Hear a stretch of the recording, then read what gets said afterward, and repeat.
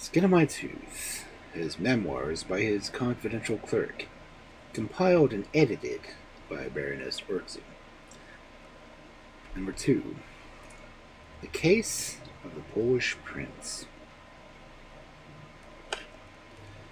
I doubt whether full credit was given to Skin of My Tooth for the solution of that mysterious incident in Saltash Woods, which he, and no one else, brought about. Personally, I firmly believe that Kelly of Saltash Park would have allowed his brother to hang sooner than confess if Skin of My Tooth had not succeeded in absolutely conquering him. Now, in the case of the Polish prince, no one could deny, but perhaps I'd better say how it all happened. The Swanborough tragedy was filling the London and the provincial papers with its gruesome mysteries. Early on Tuesday morning, March 18th, the body of a man, shockingly mutilated, was found on the level crossing just below Swanborough Station of the London and North Western Railway. It is always difficult to dwell on the grim details which are the usual accompaniment with this type of drama. Sufficient to say, in this instance, the body was found lying straight along the metals, so that the passing express had gone clean over the trunk and the face. What mutilation the train had left unaccomplished had been completed by the sparks from the engine. The face was unrecognizable, the hair had been singed, the flesh and hands and neck had been charred. The particular position of the body, so carefully laid down, with the feet pointing towards Swanborough Station and the head towards Bletchley, disposed of any theory of accident that may have first suggested itself. And it was clearly a case of murder. The unfortunate man having, presumably, been rendered unconscious, then placed on the metals, or one of deliberate suicide. The grim tragedy immediately assumed the appearance of a complete mystery. Though Swanborough is but a tiny, struggling village, as part of Buckinghamshire was scantily populated, no one seemed to have missed a relative or friend, or to recognize the clothes or sundry small articles of jewelry, etc., found on the mutilated body. The police had published a description of the clothes and articles, and of the body, as far as this could be done. The unfortunate man seemed to have been about 35 years of age, 5 feet 9 inches in height, and of slight build. He was evidently in the habit of wearing a green silk shade over one eye, for one was found lying on the ground quite close to the head. The right forearm showed a very recent wound caused by the burning of some acid, probably vitriol. The people of Swanborough, however, in spite of this horrible gruesomeness of the tragedy, seemed to take very little interest in the evocation of its mysteries. Perhaps they, too, had the average English yokel's horror of having anything to do with the police. But that as it may, it was not until the following day that the more enlightened and more enterprising villager bethought himself of walking to the police station and informing the inspector there that maybe the murdered man was Stockton's lodger. It appears that Mrs. Stockton, who rented a small cottage not far from the railway, had had a lodger on and off for the past 6 months. No one in the village had ever seen him. If he ever went outside the cottage, he must have done so at night. But young Stockton had sometimes talked to the neighbors about her mother's lodger. He was a foreigner, he said, and no end to swell, with a name no decent body could pronounce, as it was half a yard long. He was certainly very odd in his ways, for he used to go quite suddenly, and not come back for a week or so on end. Mrs. Stockton never knew where he went, and then he would turn up again, mostly in the very early mornings. Life in rural districts is wonderfully self-centered. Still, the police thought it odd that this tardy information did not come from Mrs. Stockton herself, but for some, if some lodger or her lodger was missing the show. The detective inspector immediately went down to the cottage. Finding the door locked and getting no answer to his repeated knocks, he forced his way in, and followed by two constables. Parlor and kitchen were empty, but up on the floor above, in one of the three little bedrooms, the men found an unfortunate woman lying on the bed with her throat cut. There was no sign or trace anywhere of young Stockton. The mystery, of course, had been deepened more and more. Nothing in the cottage seemed to have been touched. There were even a couple of sovereigns and some silver lying in a money box. So far, it seems that two purposeless and shocking murders have been committed probably within a few moments of each other, as Mrs. Stockton had evidently been dead for a good many hours. The detective inspector instituted immediate inquiries in the neighborhood on the subject of young Stockton, who certainly had unaccountably disappeared.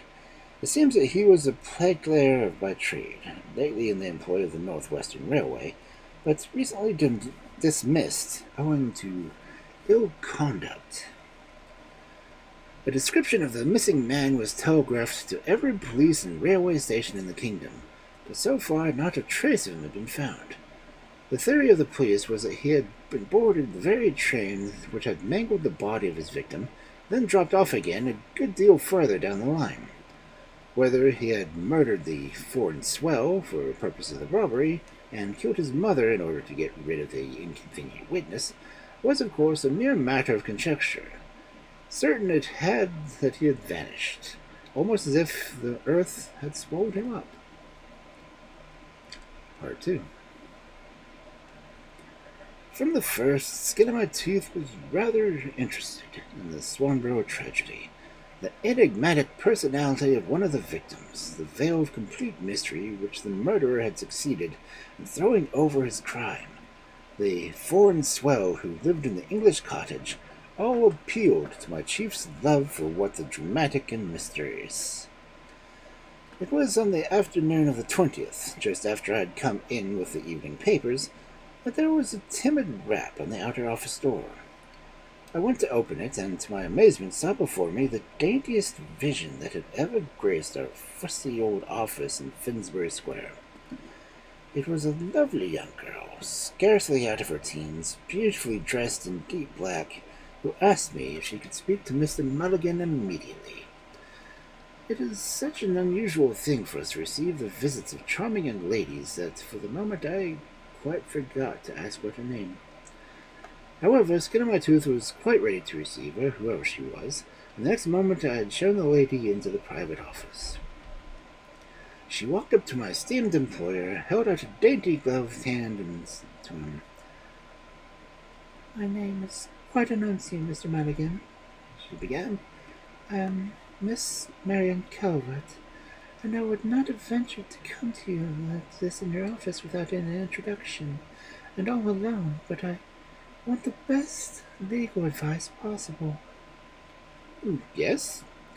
"My friend, Miss Martin, who is engaged to Mr. Edward Kelly of Soldiers Park, told me all about you once a long time ago, and how much you had done for Mr. Kelly.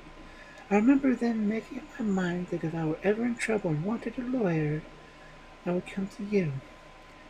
And now—" She had undone her furs and seated herself beside the desk. Skin of My Tooth gave me a wink. I knew what that meant. I was to sit in my usual corner behind the wooden partition and take shorthand notes of everything the lady said. "Mr. Mulligan," she resumed very abruptly, "I was engaged to Prince Saratoga, who was murdered the other day on the railway near Swanborough." "Then indeed you are in trouble," said Skin of My Tooth very gently, "and that is why you have come to console me. Tell me, what can I do for you?" "I'm afraid that my story will seem a very foolish one to you. I was only a schoolgirl then. It was 6 months ago," she explained with a touching naivete. "I had just left school and was going down to Buckinghamshire to stay with my guardian, Mr. Percival Lake, and his wife, when I first met Prince Saratoga.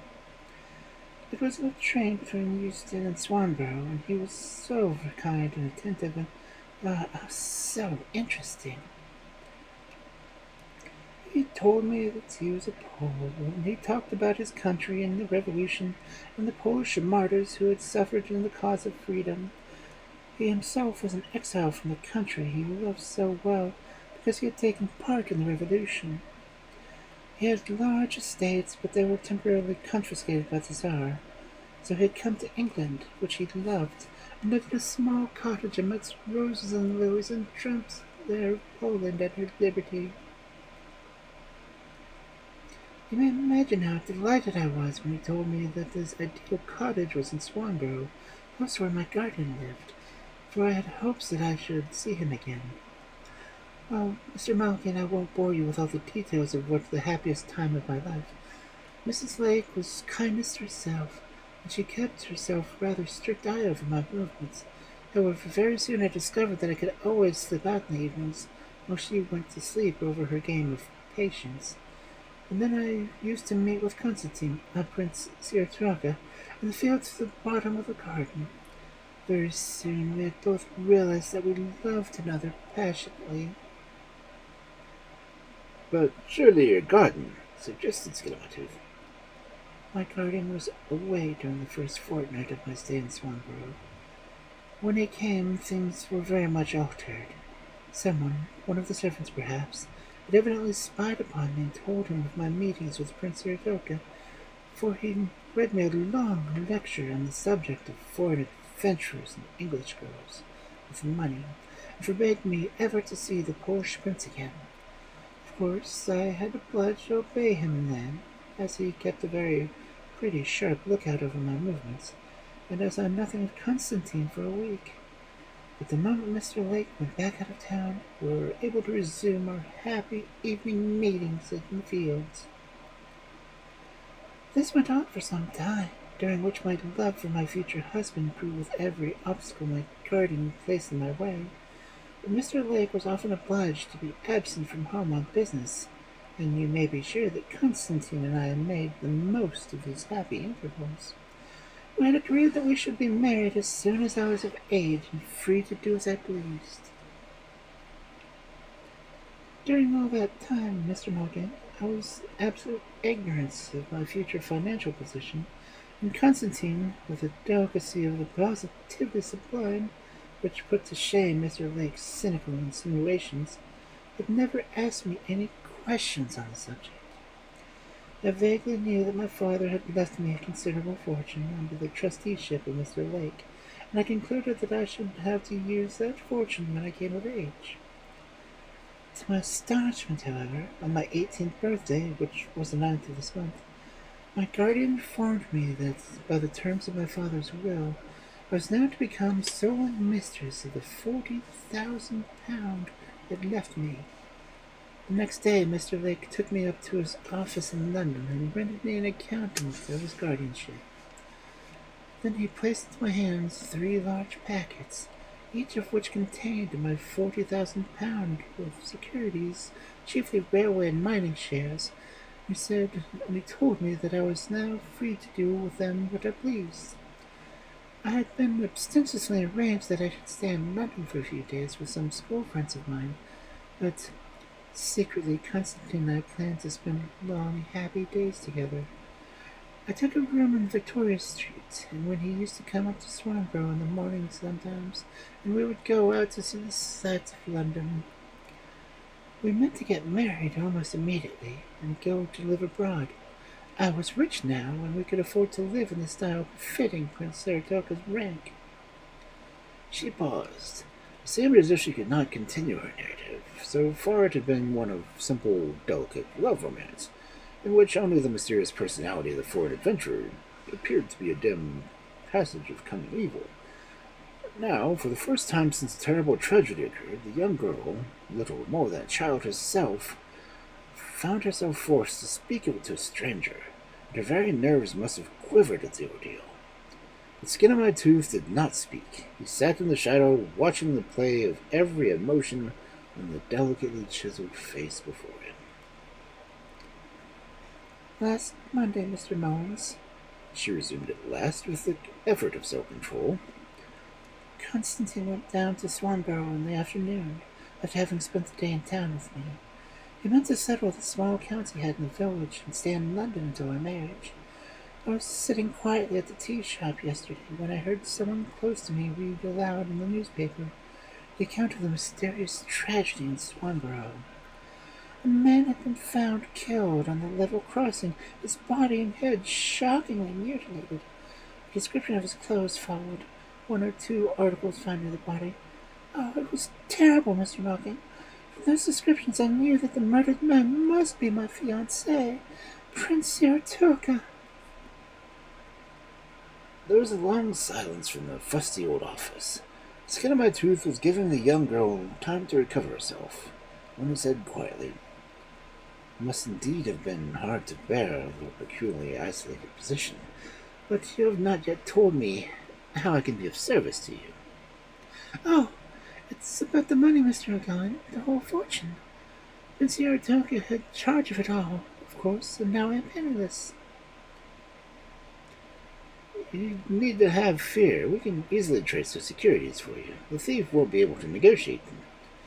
Oh, the securities, she said naively. They were all sold. Indeed. The Skin of my Tooth's very dry comment. Yes, at Constantine's suggestion, I instructed the brokers of Messrs. Furnival and Co. to sell my shares for me. This made a check for £38,000, which I endorsed, and Prince Saratoga cashed the check. He had all the money in notes, and he told me to write my name on the back of each. On the Monday, we went round together to several foreign banks, where we changed our English notes for foreign currency. You see, we intended to live in Russia. I had meant to start for Paris almost immediately. I wish that I could have caught sight of a glimpse of Skin of my Tooth's face. As it is, I thought I heard the peculiar low whistle which he usually gives when the point of a case particularly strikes his fancy. "I see," he said at last. "And that money, did the prince carry it about with him?" He gave me £50, as I meant to go shopping after he left me. The remainder he kept in his pocketbook. Life's strange ironies. But fortunately for her, many allusions, and the young girl did not catch the drift of this last remark, for she said with great vehemency, "You see now, Mr. Malkin, that there could be no question of accident or suicide. Prince Yorka was murdered and robbed, and I've come to you that you may help me track his murderer." "I will do my best," said Skin of my Teeth with a smile. "At the same time, we must hope to track your lost fortune for you. But I think that it is all the trouble I need you this morning. Where are you staying?" "I am still at 182 Victoria Street." "Then I can easily communicate with you. I will see the detective inspector in charge of the case, and, of course, let him know all about the money, which should be found in the murderer's possession.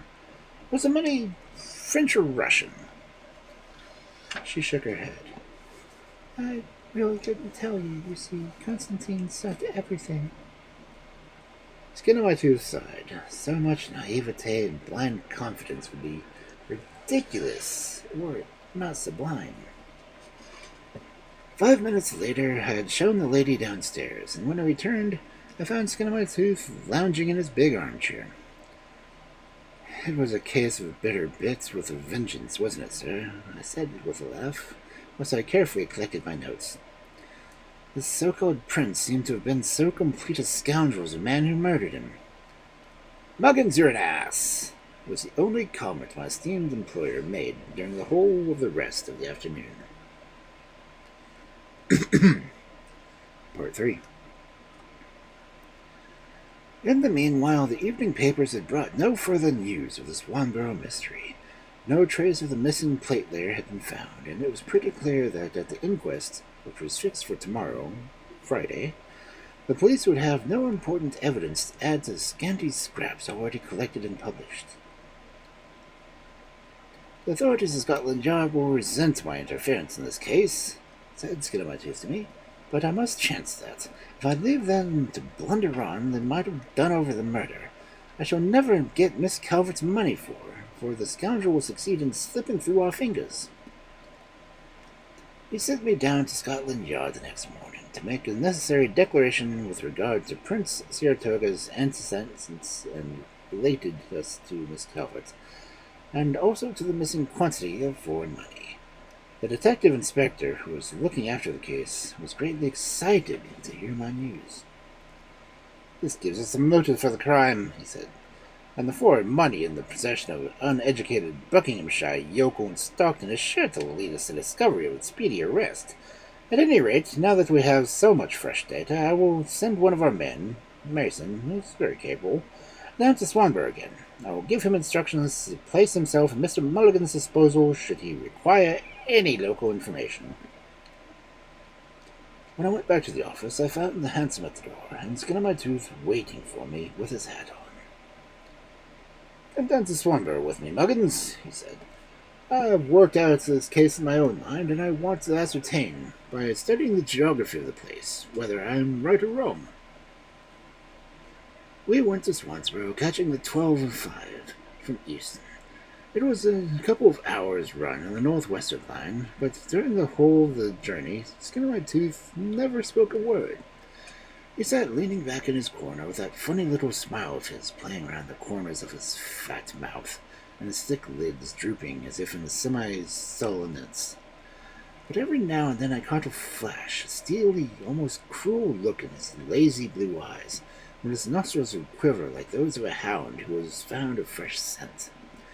I knew those symptoms well. I had seen them whenever the sharp and astute lawyer was on the time of being merged in the tracker of crime. Skin on my Tooth had all the instincts of a bloodhound. Placed face to face with a murder, he would follow the trail of the assassin with almost superhuman cunning. He did not deduce, he seldom reasoned. He felt the criminal. I believe firmly that he scented him. When we steamed into the small country station a little after 2 p.m., we found that Mason, the detective who was personally known to Skin on the Tooth, had come down by the previous train. He was standing talking to the booking clerk when my chief went up to speak to him. I think that he was none too pleased to see a lawyer mixed up in the case, while he no doubt considered strictly the business of the police. But Skin on my Tooth seemed to have armed himself for the afternoon with a limitless fund of Irish urbanity. "I won't detain you long, Mason," he said with a bland smile. "I should pleasantly like to have a look at the body with you, and in the meanwhile, I dare say, while we walk to the village, will you put me en fait with the latest news in connection with this interesting case?" Little news," said Mason with marked impatience.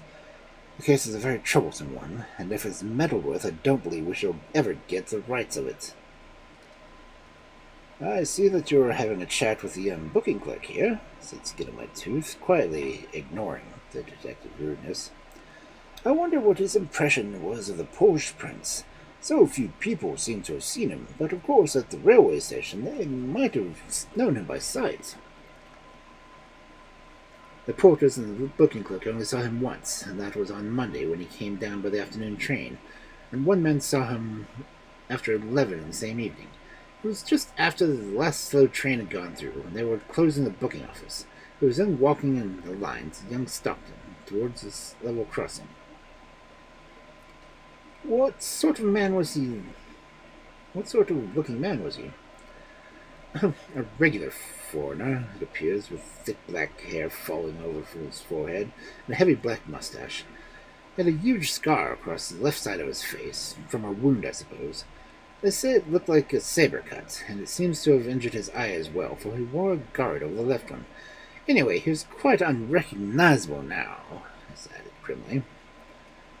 Mason had led the way along the platform while he was talking, and we had followed him. He was now walking along the railway line, about 2 paces in front of us.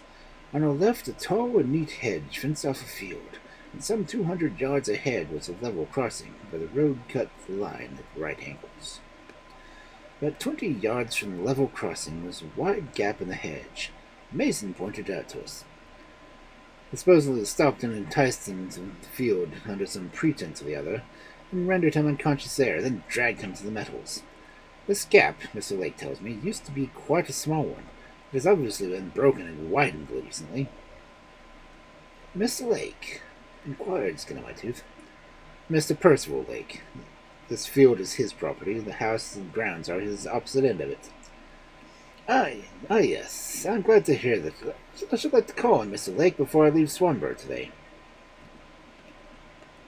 We had come to a standstill on the very spot where the awful and gruesome murder of the mysterious foreign prince had been perpetrated.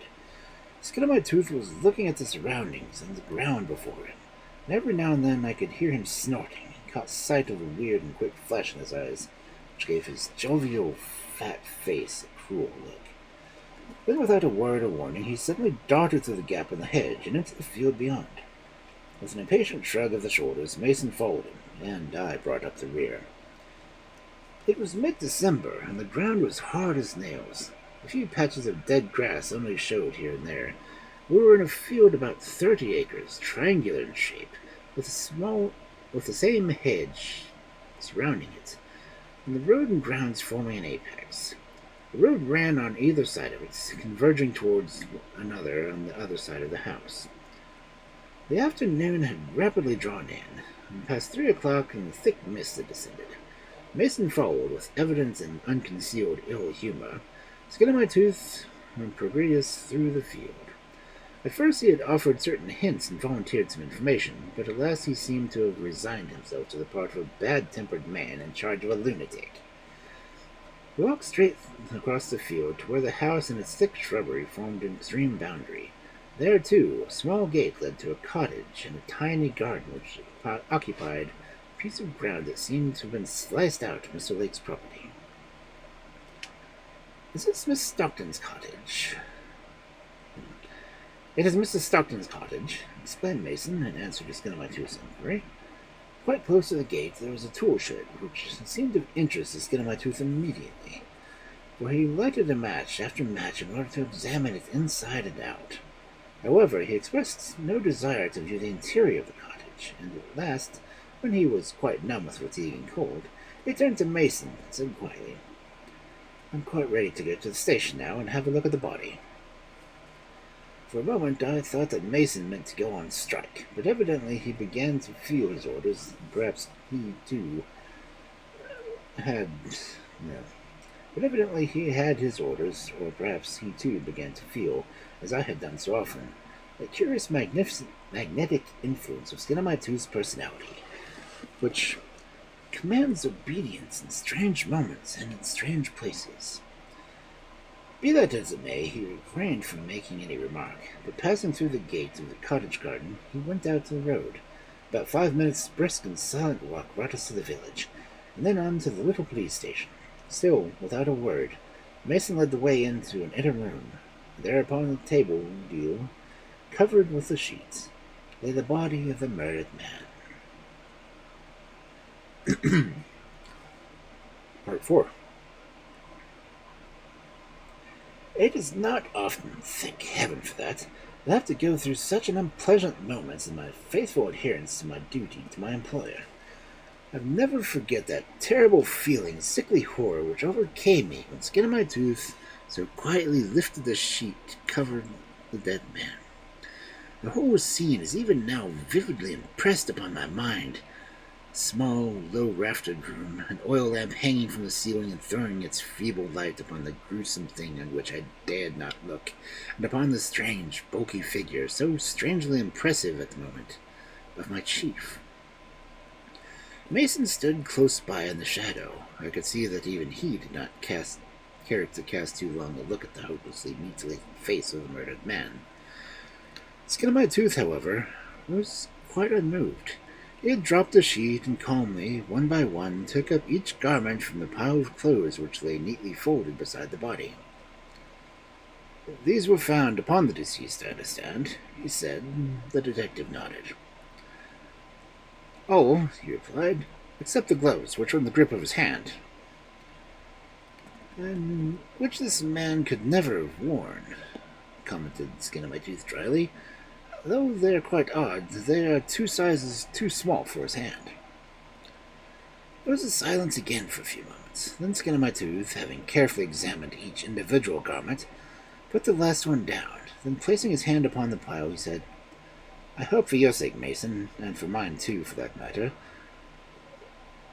since it would save arguments, that you have arrived at the only possible and complete solution of this so-called mystery. The only mystery in this matter, retorted Mason gruffly, is the real person of the deceased. We know who murdered him all right enough, though we don't know where the murderer may be at the present moment. The person of the deceased is no mystery to me. He was a young man named Stockton, a plate-layer by trade, and inhabitant of the village, said Skin of My Teeth, making an extraordinary announcement as if he were stating the most obvious and commonplace fact. Mason shrugged his shoulders and looked almost appallingly at me, as if he wanted to take charge of this unraven lunatic. The only thing that puzzles me, continued Skin of My Tooth imperturbably, is that it never struck any of you gentlemen in charge of this case how badly some of these clothes must have fitted this man. People don't always have their clothes cut by London tailor, muttered Mason sarcastically. Well, undoubtedly, but in this case the fit is so erratic. While the trousers would be at least 3/4 of an inch too long for the leg, the coat sleeves would be at least an inch too short. This man could not have had these gloves on at all, and every time he wore these boots, which are not new, he must have endured positive tortures, yet he has no corns on his feet. The clothing might have been a scratch thought, but a second-hand clothes shop, suggested Mason. A man does not buy second-hand boots that are that too much small for him. Well, what's your idea, then? That they are another man's clothes, said Skin of My Tooth quietly. But one more thing. The suit of clothes are good, such as gentlemen might wear. Boots, gloves, hats are all expensive kind, but the underclothes are the commonest and coarsest make. That often happens, mutters Mason instantly. It certainly itself would mean very little were it not for the fact that the almost superhuman cunning everything has been devised in order to completely destroy the identity of this victim. From the clothes, every tag and some button have been removed that might bear the tailor's name. On the forearm, vitriol was used in order, obviously, to obliterate some mark, a tattoo, perhaps, which might have made the body recognizable. Or the same corrosive substance destroyed the fingernails, which might have told a tale. The accepted theory is that the deceased was engaged in some work which necessitated such use of sulfuric acid. That might account for the corroded fingernails if the man were particularly careless, but not for the wound on his forearm. Think about it carefully, Mason, and then bear in mind that the fact that the only person who might by chance have identified the body, in spite of its mutilation, was also murdered. You mean Miss Stockton? The mother, undoubtedly, replied Skin of My Tooth quietly. Surely you see for yourself that the body we have here before us is that of Stockton, the plate-layer, whereas the so-called Prince Siratoka, this arch-scoundrel, thief, liar, assassin, who so far has escaped the vigilance of the police, may be right, murmured Mason, convinced, as I could see, in spite of himself, with the firm logic of Skin of My Tooth's arguments. But as far as I can see, you have not by any means solved our difficulty. It's quite one thing to hunt in Buckinghamshire yokel, who would be trying to pass a quantity of foreign money and cannot speak any language but his own. Quite another to search through the continent of Europe, now for a foreigner whose real appearance, I presume, even your client, his sweetheart, is ignorant. You don't have to search the continent of Europe, my man, Skin of My Tooth with a jovial laugh. You just apply as quickly as you can, for a gentleman who may slip through your fingers. It's for a search warrant and warrant for the arrest of Mr. Percival Lake of Swanborough. You'll find most of the £38,000 there in foreign money, Russian or French. That money belongs to my client, Miss Marion Calvert, who will file affidavits to this effect tomorrow. You are mad, retorted Mason. Mad, am I? Laughed Skin of My Tooth. Why, man, you know as well as I do right now that I'm right. Why, I guessed the trick the moment Miss Calvert told me her little pathetic story. Then I came down here and saw how admirably the geography of the place was adapted to the archvillain's infamous plotting for robbing his young ward. Why, you have to remember the 3 points to realize how absolutely right I am. Point number 1. Whenever Mr. Percival Lake was at home, Miss Calvert would never see her sweetheart.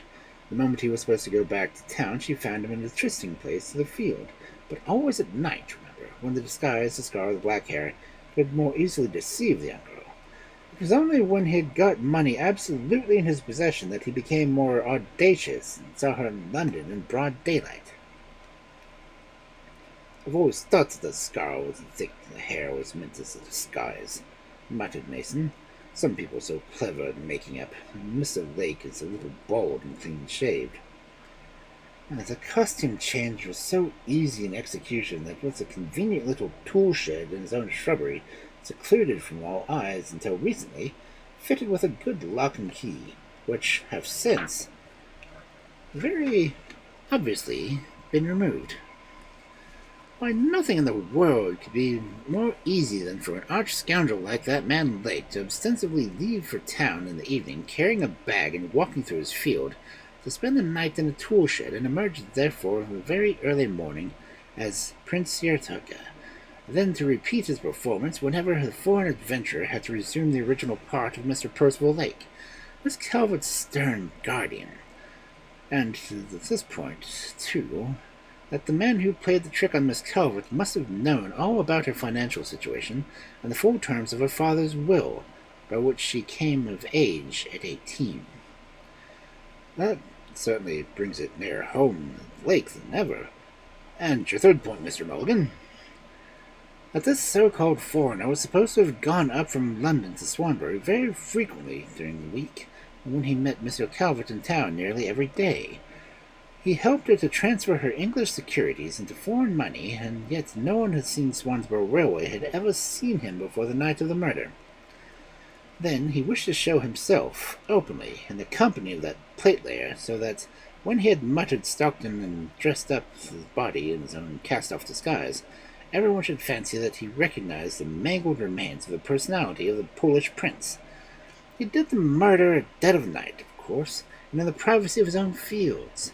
He used vitriol where the marks of identification might reveal the plate layer, then murdered Miss Stockton and slipped away quietly to bed. I dare say his wife was an accomplice. Some women are very loyal and very obedient to their husbands. But come on, Muggins, he said, suddenly turning his voice towards me. We shall miss that 6:30 up from London. We must nearly now. Mason will want to think this all over. No, I don't, sir, said Mason firmly. I'm going to town with you, if you will allow me. What for? To report myself and to get a warrant for the arrest of Mr. Percival Lake. Everyone remembers the arrest of Mr. Percival Lake on the double charge of murder. In his safe at his house in Swanborough were found the French and Russian notes, accounting in value to about £38,000. Tracked to earth, the scoundrel made but a poor defense. Fortunately for his relations, since he had well connected, he died of sudden heart failure during the subsequent magisterial inquiry, and was never committed for trial. All this happened 3 years ago. Miss Calvert is married now, and has evidently forgotten her former passionate love for the mysterious Polish patriot.